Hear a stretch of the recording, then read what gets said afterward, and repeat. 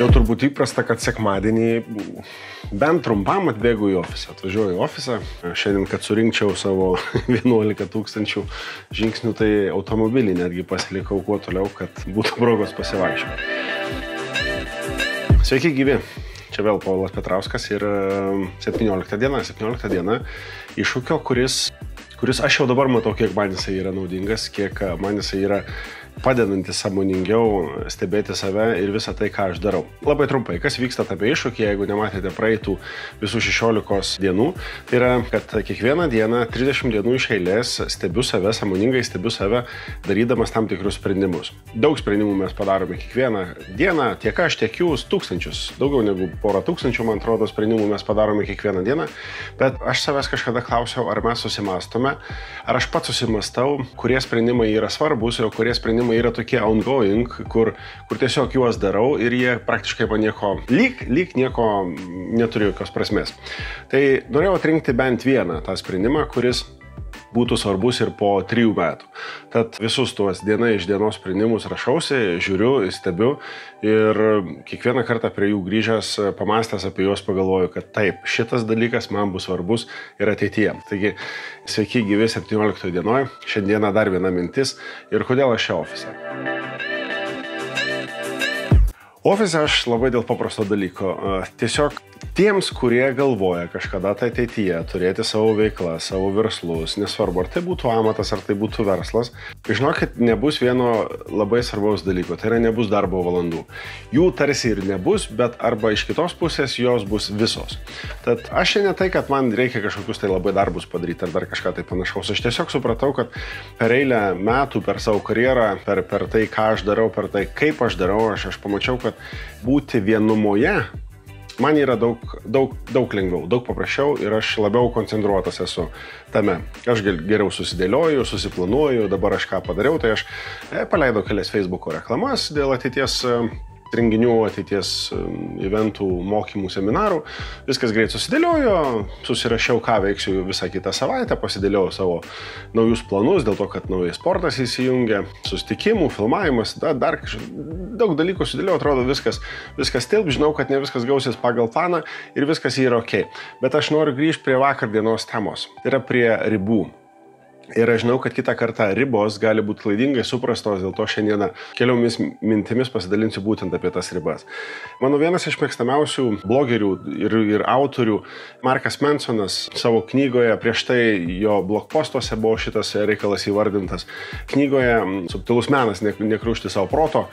Čia yra ta knyga, yra jinai lietuviška, tuomet, kuomet aš skaičiau ją angliškai, ten buvo kalba apie ribas. Ir tos ribos, kad ir kaip keistai atrodytų, mus daro laimingus. Mes turim vieną ribą, pramušam tam tikrus įsitikinimus, turim kitą ribą, pramušam tam tikrus įsitikinimus, pramušam tam tikrą matymą, padarom tam tikrus veiksmus, jos keičiasi, dėliojasi ir mes tam tikrą prasme, keitaliodami savo ribas, mes darome gyvenimą laimingą, dėl to, kad mes sprendžiam tam tikrus klausimus. Ir kiekvieną kartą mes tam tikromis ribomis apsistatome, kad mums būtų saugu. Tad tas ir dėliojimasis tarp ribų, kiek mes galim sau leisti. Ir aš labai džiaugiuosi, kad jau yra ruošiama knyga, nauja Marko Mansono knyga, kurią aš jau irgi taip pat užsisakiau ir lauksiu praktiškai ant savo gimtadienio turbūt ir gausiu ją. Tikiuosi, kad jinai irgi bus išversta į lietuvių kalbą ir išleista lietuvių kalba. Ir ten tikrai žinau, kad bus daug dalies apie pokyčius. Apie pokyčius, kurie mūsų laukia. Pokyčiai kiekvieną dieną vyksta, pokyčiai kiekvieną dieną atsitinka, kai kuriuos mes pastebim, kai kurių mes nepastebim.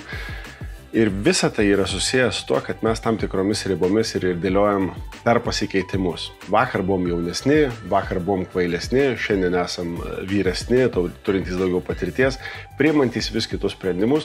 Ir šiandieninis mano sprendimas, spėju, kad susidėlios būtent į tą dalyką, kad susiplanuoti ir nešti už tai atsakomybę.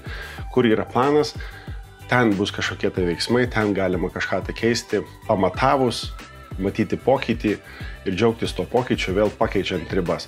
Tai toks lyg ir peršokimas atgal į vakar dieną, į ribas ir susidėliojimas į tą ateitį, į tuos pokyčius, kurie bus. Šiandien pokytis yra labai svarbus, kiekvienam mieste, praktiškai didžiojo daly miestų vyksta mero rinkimai. Eisim su šeima rinkti merą, vieną iš dviejų.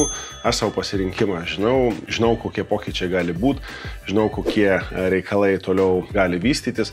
Už visą tai nešam atsakomybę ir kiekvieną kartą persidėliodami ribas tampame vis laimingesni. Beje, būti laimingu nėra jokia privilegija. Būti laimingu yra mūsų kiekvieno atsakomybė. Tad tikiuosi, kad gera diena bus šiandieną man, jums ir mums visiems dėl to, kad pasirenkame būti laimingi.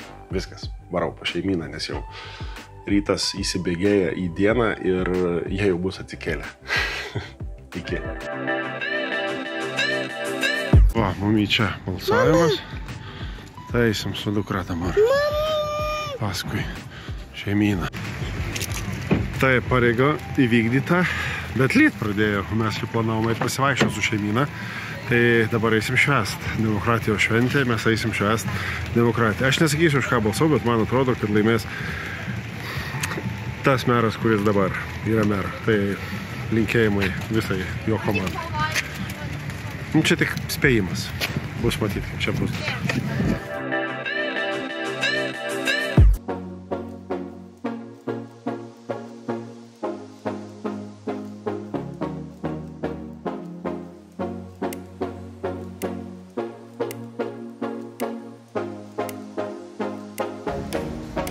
Petrikai Lietuvoje.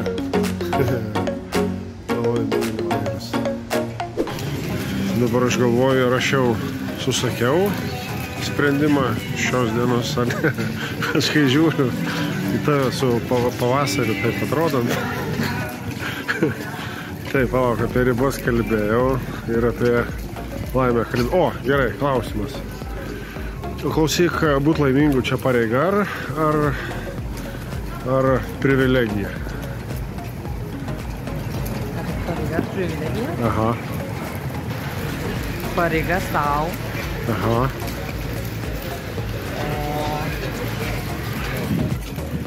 Jis ten kažką javos. Malonumas sau, kuris nieko nekainuoja. Tiesiog jį turi viduje, bet... Tai vis tiek kaip ir pareiga. Kaip ir pareiga tada. Bet iš to daugiau nereikia, bet noriu. Jo, būtent. Nu super, gerai užbaigiai dieną. Ačiū tau. Pamojuosi?